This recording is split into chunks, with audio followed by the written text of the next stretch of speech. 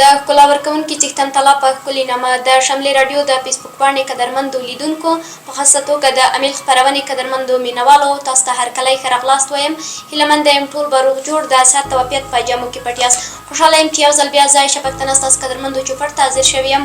په نن خپرونه کې هم درته په یو مهمه موضوع باندې بحث لرو چې ډېره زیاته مهمه ده په ژوند کې بدلون راوستل، د بدلون ګټې، همدارنګه څنګه کولی شو کله چې موږ بدلون کوو له کومو مهمو نقاطو څخه باید استفاده وکړو. نو په همدې موضوع اړوند راسره قدرمن میلمه دی چې له هغه سره به بحث لرو. په نن ورځ خپرونه کې راسره قدرمن میلمه مومن خان سیال صاحب میلمه دی. ده ته هرکلی ښه راغلاست وایم. سیال صاحب تاسو ته هرکلی وایم. ډېره مننه تاسو ته او ټولو لیدونکو ته سلامونه، نیکې هیلې. هیله ده ټول اورېدونکي او لیدونکي ښه او روغ اوسي. ډېره زیاته مننه سیال صاحب، تاسو ته هرکلی وایم خپرونې ته. سیال صاحب نن مو د خپرونې موضوع ده په ژوند کې بدلون کول څه ته وایي یا په ټوله کې څنګه کولی شو په خپل ژوند کې بدلون راولو. نو لومړی به راځو په د خپرونې په پیل کې د لومړۍ پوښتنې په حیث پوښتو چې بدلون څه ته وایي. ډېره مننه. لکه څنګه چې تاسو موضوع ټاکلې ده او ډېره ښه موضوع ده. موضوع بدلون په ژوند کې په دې معنا چې موږ او تاسې له یو حالت څخه بل حالت ته تغییر وکړو یا په ټوله کې خپل کړو وړو تغییر کړو له یو حالت څخه بل حالت ته. هغه تر ډېره د دې لپاره کارول کېږي مثلا چې موږ خپل کړنې او کارونه له منفي اړخ څخه مثبت اړخ ته تغییر او تبدیل کړو او مثبت اړخ ته یې واړو. دغه ته بدلون وایي چې مثلا زه غواړم یوه هیله لرم، دغه هیلې او یا هدف لرم، د هدف د ترلاسه کولو لپاره باید زه یو لړ شرایط په ځان ومنم یا داسې کارونه ترسره کړم تر څو ما هغه هیلې او هدف ته مې ورسوي. نو زه به لومړی د دې لپاره فکر کوم چې زه باید څه وکړم، هغه کړنې خپلې سنجوو.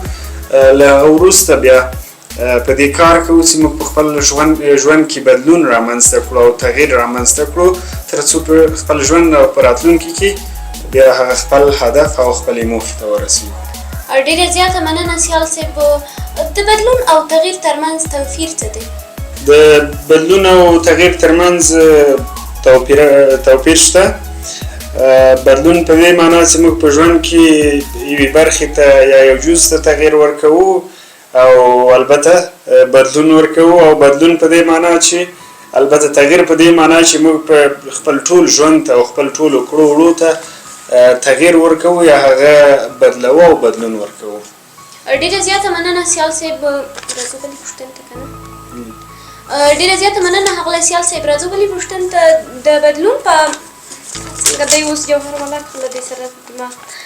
ډېره زیاته مننه ښاغلی سیال صاحب. د بدلون او د پیل لپاره زه خو دې ته باید وګورم د پیل لپاره باید کوم ګامونه واخیستل شي؟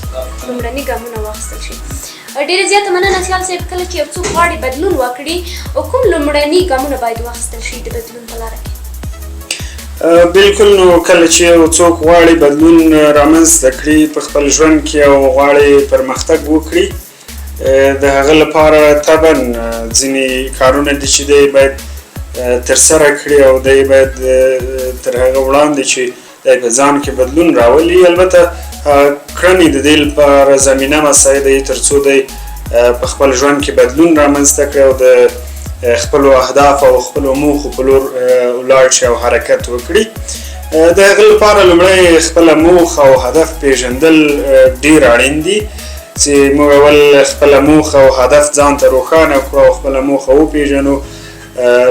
یعنې که یو څوک غواړي چې په راتلونکي کې یو ښه ژورنالیست واوسي یا یو ښه خبریال واوسي، نو د هغه لپاره باید دی لومړی د هدف وټاکي چې زه غواړم په راتلونکي کې یو ښه خبریال له ما څخه جوړ شي او یو ښه ژورنالیست واوسم. نو دا د دې لپاره یو هدف سو، یوه موخه او یو الګو د ځان لپاره ټاکي. مثلا یو څوک د خبریالۍ په برخه کې د ډېره وړتیا لري یا ډېر شهرت لري یا په هغه برخه کې ډېر کار کړی وي، د ځان لپاره هغه الګو ټاکي او د هغو الګو له مخې یا هغه هدف چې د ځان ته ټاکلی د هغه لپاره دی کار کوي. نو کار په دې معنا چې د هدف ځان ته مشخص کړ، ورو ورو به دی قدم په قدم باندې مخکې ځي. یوه ورځ به یو څه زده کوي، بله ورځ به بل څه زده کوي، بله ورځ به بل څه زده کوي. همداسې به ورو ورو دی پرمختګ کوي په خپل ډګر کې. طبعا چې څوک په یو برخه کې پاتې کېږي او یو برخې ته کار کوي، طبعا به دی په هغه برخه کې پرمختګ هم کوي او د هغې برخه کې به دی لا ډېره وړتیا ترلاسه کوي. او په دې معنا چې موږ ډېر هدفونه ونه ټاکو د ځان لپاره یا ډېرې برخې د ژوند ونه ټاکو.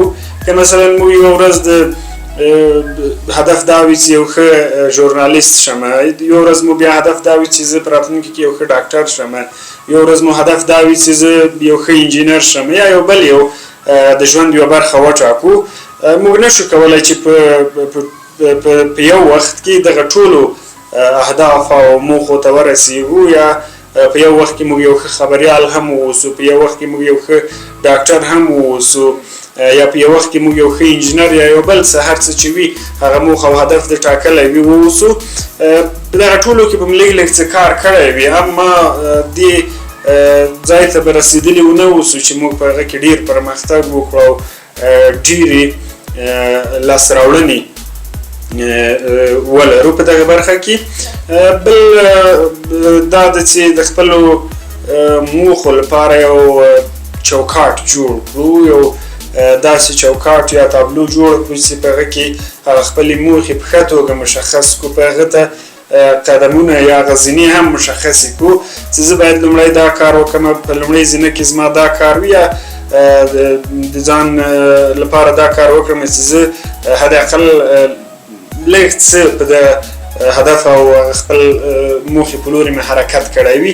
دویمه زینه یا دویم قدم زما دا څه وي یا بل څه وي، هر څه چې وي هغه خپل فکر ورته وسنجوي. درېیمه همداسې په ترتیب څلورمه او پنځمه زینه او قدم د ځان لپاره مشخص کړي، تر څو دی په راتلونکي کې هدف او موخې ته ورسیږي. او بل دا تنظیم کړي، داسې نه چې مثلا دی له پورته خوا را شروع کړي هر څه. موږ به ورو ورو قدم په قدم باندې له ډېرو وړو قدمونو پیل کوو، بیا به ورو ورو په دې کې پرمختګ کوو او مخکې به ځو تر څو بیا په راتلونکي کې خپلو موخو او هیلو ته ورسیږو. او بل دا خبره ده چې هېڅکله پښیماني ونه کړو. تېر وخت خو تېر شوی دی، نوی پیل وکړو د ځان لپاره چې مو موخه مشخصه کړه، د هغه لپاره مو قدمونه مشخص کړل. نور په دې افسوس ونه کړو، په دې ارمان ونه کړو چې ما په تېر کې څه نه دي کړي یا په تېر وخت کې ما کومې لاسته راوړنې نه دي درلودلي، بلکې تمرکز مو په دې وي چې موږ اوس څنګه کار وکړو، اوس څنګه د خپل هدف ته لاسته راوړلو لپاره څنګه کار وکړو او څنګه مخکې لاړ شو تر څو چې خپلې موخې ته ورسیږو. او بل په خپل هدف او موخې په لاسته راوړلو کې ونه ویریږو یا ونه ډار شو. داسې چې مثلا یو کار د لږ څه سخت وي، موږ د دې لامل شو چې له خپلې موخې د کار د ترسره کولو په خاطر ورڅخه تېر شو. داسې باید ونه کړو، ځکه دا ویره خپله داسې یو څه دی چې یو انسان له موخې راګرځولی شي، یا داسې د دې لامل کېږي چې یو څوک یو ښه هیله او هدف ولري، هغه ویره یا په لاره کې خنډونه چې کوم دي له هغه څخه وویریږي او دی هغه له خپلې موخې لاس په سر شي او له هغې خپلې موخې تېر شي. دا بیا د دې لامل کېږي چې موږ خپلې موخې ته ونه رسېږو او خپل هدف ترلاسه نه کړو. نو طبعا که موږ یو څه ترسره کوو یا یو څه د لاسته راوړلو هیله او آرزو لرو، نو باید موږ خطر هم ومنو یا داسې یو څه ومنو چې هغه زموږ لپاره سخت وي یا په تېر کې نه وي ترسره کړي، اوس یې ترسره کړو. طبعا به موږ نوې تجربې کوو، نوې څه به تجربه کوو، نوې څه به زده کوو، او تر څو هغه بیا د دې لامل سي چې موږ پرمختګ وکړو. او بله خبره دا ده چې متوازن واوسو. داسې متوازن واوسو مثلا د خپل داسې ونه اوسو چې افراط او تفریط وکړو د خپلې موخې په ترلاسه کولو کې، په دې معنا چې موږ دومره ډېر کار هم ونه کړو چې په هغه کار باندې زموږ روغتیا خرابه سي، په هغه کار باندې موږ خپلې اړیکې له لاسه ورکړو، یا مثلا خپل مور او پلار کورنۍ له ځان نه خفه کړو دغه هدف د ترلاسه کولو په خاطر باندې داسې واوسو چې مثلا خپل وخت هم د هدف د ترلاسه کولو لپاره وقف کړو، هم یې د خپل شخصي ژوند لپاره وقف کړو، د کورنۍ لپاره یې وقف کړو. یو بل مهم اصل دا ده چې موږ په خپل وخت سره خپل کوم څه چې موږ باندې فرض کړل شوي دي د زموږ د دین خاطر باندې او هغه یو عبادت هم ترسره کړو. نو په خپل ژوند کې باید په ټوله کې متوازن واوسو او هرې برخې ته توازن ورکړو او هرې برخې ته په خپل وخت سره وخت ورکړو او په خپل وخت سره هغه ته کار وکړو. او بل دا داسې بیا هم د تېرې خبرې چې له خپلو ویرو سره مخامخ شو. یو هدف مو ټاکلی دی غواړو چې ترلاسه یې کړو، خو مثلا زه غواړم یو خبریال یم راپور جوړ کړم. نو غواړم راپور جوړ کړم، هغه وخت به زه ښه خبریال یم چې زه څومره ډېر راپورونه جوړ کړم او ښه کیفیت باندې جوړ کړم او په ښه شکل سره یې جوړ کړم. نو د هغه لپاره باید زه کار وکړم. زه باید عملا ولاړ شم ډګر ته یا عملا ولاړ شم یوې ساحې ته، یو ځای ته ولاړ شم هغه راپور چمتو کړم. نو طبعا زه چې هغه ساحې ته ځم زما به د ترانسپورت برخه کې مشکل وي یا تګ راتګ کې به زما ستونزې وي. بیا چې هلته زه ځم غواړم هلته له چا سره خبرې وکړم یا څوک ووینم، طبعا به له هغوی سره مخ کېږم، له هغوی سره به خبرې کوم یا به هغوی ته وایم چې ما سره خبرې وکړي. تر ډېره مثلا کله چې چا سره مرکې کوي هغوی دې ته چمتو نه وي چې تا سره مرکې وکړي یا خبرې وکړي، ته باید هغوی راضي کړي چې تا سره خبرې وکړي. دا د خبر یا راپور په جوړولو کې هغه ستونزې دي چې زموږ مخې ته دي، هغه خنډونه دي چې خطرونه دي چې زموږ مخکې دي. موږ باید له هغو خطرونو تیر شو تر څو بیا یو ښه راپور جوړ کړو، یو ښه راپور چمتو کړو او بیا په راتلونکي کې له موږ نه یو ښه خبریال واوسي یا یو ښه راپور جوړونکی واوسیږي. یو بله خبره د دې لپاره ډېره اړینه دا ده چې خپل ځان باید ومنو. په دې معنا چې موږ ووایو چې زه وړتیا لرم، د دغه وړتیا نه باید زه څنګه استفاده وکړم. ځان باید ومنو، داسې ځان ومنو چې زه کولی شم چې په راتلونکي کې یو ښه ډاکټر واوسم. دغه لپاره ځم طب پوهنځی وایم او همداسې کوم اړوند مربوطه کارونه چې دي هغه ترسره کوم او په راتلونکي کې یو ښه ډاکټر له ځانه جوړوم. نو ځان باید ومنو. کله چې مو اراده وکړه چې طب وایم او له ځان نه ښه ډاکټر جوړوم، دا باید ځان ومنو او د دې لپاره کار وکړو او هغه په ځان کې د دې لپاره یو خاص انګیزه جوړه کړو او هغه انګیزه د دې لامل کېږي چې موږ هغه هدف او موخې ته ورسوي او د دې لامل کېږي چې بیا په راتلونکي کې یو ښه ډاکټر واوسو. نو د دې لپاره ځان منل ډېر مهم دی او ډېر اړین دی، یا په ځان باور درلودل د خپل هدف او موخې د ترلاسه کولو لپاره ډېر ضروري دي. ډېره زیاته مننه سیال صاحب. راځو که مثلا تاسو یادونه وکړئ چې موږ باید په ژوند کې یو هدف وټاکو. که چېرته موږ وغواړو په ژوند کې بېلابېل هدفونه وټاکو یا هره ورځ بدلون، د په ژوند کې کومې ستونزې رامنځته کولی شي؟ مثلا یو ورځ زه غواړم ډاکټره واوسم، اما بله ورځ زه یو رسنۍ تعقیبوم، زما بیرته له رسنۍ سره مینه پیدا کوي، غواړم یو ژورنالیست اوسم. کله چې رسنۍ کې لږ زره کار کوم یا په ما باندې رسنۍ کې سختي رامنځته کړي یا فشار راځي، زه بیرته مثلا یو غواړم نظامي زده کړې وکړم. کله چې یعنې په ټوله کې زه چې هره برخه غواړم ووینم یا له هغې سره مې علاقه پیدا کېږي، زه ژوند ته بدلون ورکړم یا هغه خپلې رشتې ته بدلون ورکړم. دا په ژوند کې کومې ستونزې را پیدا کولی شي؟ بالکل د متفاوتو او مختلفو اهدافو ټاکل د دې لامل کېږي چې موږ په راتلونکي کې هیڅ واوسو یا داسې واوسو چې موږ هیڅ هم نه وي ترلاسه کړي. تېره کې مې یادونه وکړه که چیرې زه یوه ورځ غواړم یو ښه ژورنالیست واوسم، راځم راډیو ته یا ټلویزیون ته ځم، هلته وړاندیز کوم چې زه غواړم یو خبریال واوسم، یو ښه ژورنالیست واوسم او د هغه لپاره ځم هلته خلکو ته وایم، هغه مسؤلینو ته وایم، وړي د ځان لپاره په ټوله کې ځای پیدا کوم یا هلته ځم د ځان لپاره یو داسې برخه پیدا کوم چې په هغې کې زه کار وکړم. راځم یوه اونۍ یوه میاشت یا حتی تر یو کال پورې راځم په رسنیو کې زه کار کوم، راډیو کې مې کار وکړ یا مې ټلویزیون کې کار وکړ. نو په دې کې څه نه څه تجربه ما ترلاسه کړه، یا څه نه څه کارونه ما ترسره کړل، یا څه نه څه کارونه ما زده کړل. په دې کې بېرته مې هدف او پلان بدل شو. غواړم یو ښه ډاکټر واوسم، ځمه طب پوهنځی شروع کوم. ورځم طب پوهنځی مې شروع کړه، خپل د رسنیز فعالیتونه پای ته رسوم. راځم طب پوهنځی مې شروع کړه، پوهنتون ته ځم، ورسره څنګه همدارنګه د طب اړوند عملی کار کوم، یا د طب اړوند ویډیوګانې یوټیوب باندې ګورم، نورو کارونه ترسره کوم، یا اضافي مطالعه د طب برخه کې کوم.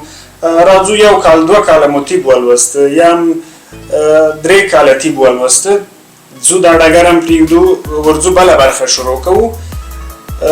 دا د دې لامل کېږي اول خو چې مثلا موږ رسنیو ته ولاړو، هلته چې مو کوم کار کړی دی او هغه خلکو سره چې موږ کوم شناخت شوی دی یا موږ پېژندلی دي، یا هغه د ادارې کسان چې موږ پېژندلی دي، کله چې موږ دغه ډګر پرېږدو یا دغه برخه پرېږدو، هغوی په موږ باندې بې باوره کېږي. داسې بې باوره شي چې مثلا ته کار نشي کولی. دلته مو بې باوري رامنځته کړه، تللي د طب ډګر ته، د طب کې مو کار کړی دی، څه نه څه کار مو کړی دی. راځو د طب برخه کې چې بېرته مو دا برخه پرېښې ده، د طب برخه کې موږ بې باوره شوي، یا کوم استادان چې موږ پېژني یا کوم کسان چې موږ پېژني، هغه وایي چې نه تا تر اوسه یوه برخه ولې اوس راغلی بلې برخې ته، نو په هغه برخه کې دی بې باوره کېږي. راځي د دی کور ته چې ډېر مهم څه دی کورنۍ. په کورنۍ کې دی بې باوره کېږي، د خپل مشرانو لپاره، مشرانو ته، خپل مور او پلار ته، خپل مشر ورور ته، د کورنۍ نورو غړو ته دی داسې کېږي چې مثلا دی هېڅ لاسته راوړنه نه لري د دوی لپاره، ځکه کورنۍ هم له موږ نه تمې او توقعات لري. هغوی هم زموږ لپاره په زړه کې یو څه لري، زموږ لپاره دوی مور او پلار په دې معنا چې زموږ لپاره هغوی هم هیلې لري، او خو د دوی خپلې هیلې او هدفونه دي. زموږ لپاره هم هیلې لري دوی چې زما زوی یا زما کشر ورور په راتلونکي کې یو په هره برخه کې چې دوی هغه هیله لري یو ښه او مسلکي کس واوسي. نو کورنۍ مو هم بې باوره شوه، نو هغوی هم په موږ باور نه کوي. نو دا د ډېرو هدفونو ټاکل د دې لامل کېږي چې له موږ نه لاره ورکه شي، هغه خپله لاره ورکه کړو، او هم کورنۍ او هم ټولنه په موږ باندې بې باوره شي، او په راتلونکي کې موږ هېڅ واوسو یا هېڅ کار مو نه وي ترسره کړی. ډېره زیاته مننه سیال صاحب. راځو یو بل پوښتنې ته، څنګه کولی شو په ژوند کې مثبت بدلون راولو؟ نو د دې لپاره خو مو لارې وښودې چې په دغسې کولی شو چې بدلون رامنځته کړو، هغه لارې طریقې مو ښودې. مثبت بدلون زموږ په اراده پورې تړاو لري، یا زموږ په هوډ پورې تړاو لري. چې څومره موږ کلک هوډ او اراده ولرو، هومره به موږ ښه بدلون رامنځته کړی وي، یا به مو په دې توانېدلی یو چې موږ هدف ته د رسېدو لپاره تغییرات رامنځته کړي وي. نو ډېر ضروري دي بدلون راوستل، ډېر اړین دی بدلون راوستل په ژوند کې. د هغه لپاره تر ټولو اړین ټینګ هوډ یا کلکه اراده درلودل، او بیا د هغه لپاره قدم په قدم باندې مخې ته تلل یا د لاره مشخص کول.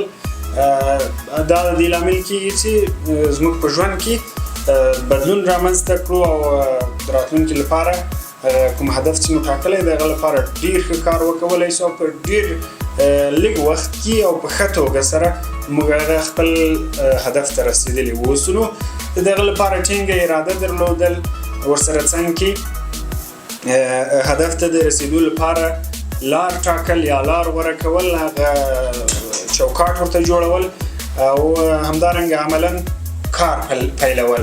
دغه څه دي چې زموږ په ژوند کې بدلون رامنځته کوي، او د دې لامل کېږي چې موږ په راتلونکي کې خپلو هیلو ته ورسېږو. ډېره زیاته مننه ښاغلی سیال صاحب چې د خپرونې وخت موږ ته اجازه نه راکوي، او د خپرونې وخت کم دی. واقعتاً ښو ټکو ته مو اشاره وکړه. راځو ستاسو وروستی پیغام اورو. ډېره مننه له تاسې نه او له ټولو لیدونکو نه چې تر دې شېبې موږ وزغملو. پیغام مې دا دی چې البته د دې موضوع اړوند چې بدلون راوستل زموږ په ژوند کې ډېر اړین دي.